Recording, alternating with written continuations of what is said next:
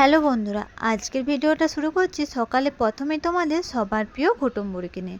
মা মেয়ে বসে পড়েছি মটরশুঁটি ছাড়াতে, কারণ ঘুটুমবুড়ি ওর পাপা আমার দুজনেরই কয়েকদিন শরীরটা খারাপ থাকার জন্য কিছুই খেতে ইচ্ছে করছে না। তাই ভাবলাম বাড়িতে যেহেতু কতগুলো মটরশুঁটি আছে তো ছাড়িয়ে ফেলে সেগুলো নিয়ে একটু কড়াইশুঁটির কচুরি করে ফেলবো। আর দেখো ঘুটুমবুড়ি আমার সাথে বসে পড়েছে, উনিও মটরশুঁটি ছাড়াতে। হ্যাঁ, ঘুটুমের এটা বিশেষ গুণ বলতে পারো একটা।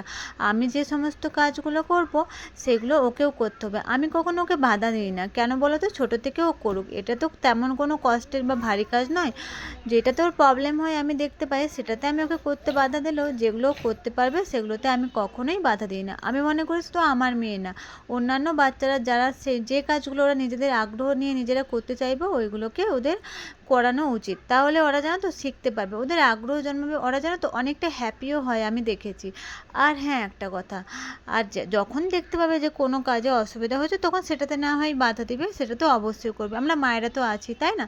এরপর দেখো আমি কড়াইশুঁটির কচুরিগুলো করতে বসে গেছি, আর সাথে সাথে ঘুটুমবুড়ির যে ডালিয়াটা রান্না করব, ও তো খেতে পারে না তাই না, সেই জন্য আমি ওর জন্য সেটাও করবো বলে আমি রেডি হয়ে গেছি। এই সময় ঘুটুম বাড়িতে ছিল না, ওর পাপার সঙ্গে একটু দোকানে গিয়েছিল, তাই আমি তাড়াতাড়ি করে ওর রান্না আর আমাদের কচুরির সাথে সাথে আমাদের দুপুরের কিছু রান্নারও ব্যবস্থা করে নিচ্ছিলাম। যখন আমরা বাচ্চার মায়েরা তো বুঝতেই পারছো, যখন বাচ্চারা একটু বাড়িতে থাকে না বা কোথাও যায় বা অন্য কেউ দেখে, তখন আমরা যথাসম্ভব আমাদের কাজগুলো করে ফেলার চেষ্টা করি, তাই না?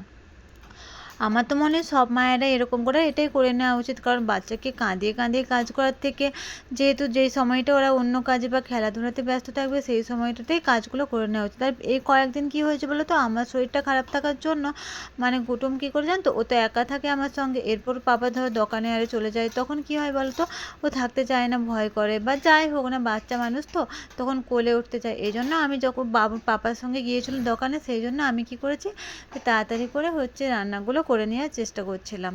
আর এরপর একটা একটা করে, আর কি হয় বলতো, ঘুটুমকে তো আমি পাঠিয়ে দিই ওর পাপার সঙ্গে, ঠিক আছে, এরপর ঘুটুম চলে যাওয়ার পর আমার কি মনে হয় জানো তো, কখন মেয়েটা আসবে, কি করছে বাইরে, কখন কি করছে, এটাই আমার মনে হতো। এটা মনে করি আমি সব মায়েরই হয়। এরপর একটু দুপুরে খাওয়া দাওয়া সেরে নিয়ে ওকে নিয়ে, যেহেতু শরীরটা খারাপ তাই সামনে যে পার্কটা ওটা একটু দূরে, তবুও একটু সামান্য দূরে আছে জন্য সেখানে যেতে পারি না, তো ছাদে চলে এসেছি।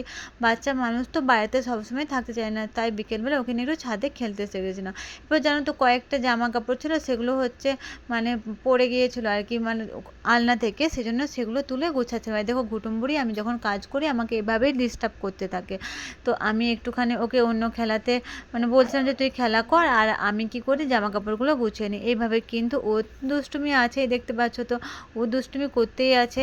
তো এভাবে আমাদের মা মেয়ে সারাটা দিন কেটে যায়। তোমরা কেমন আছো সবাই বলো।